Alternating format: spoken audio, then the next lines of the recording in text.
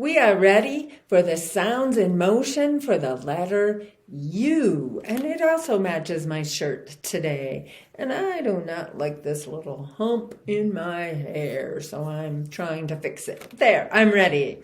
So, for the letter U, backing up, adjusting the computer, backing up, speaking loudly so you can hear me. You have two hands here and you're lifting something heavy straight up.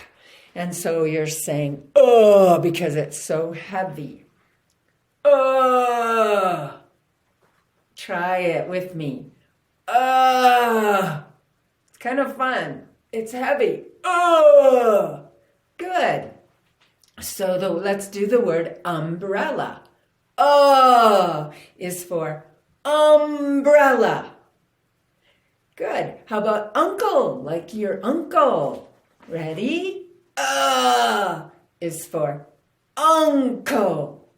How about under? Is for under. Upside down.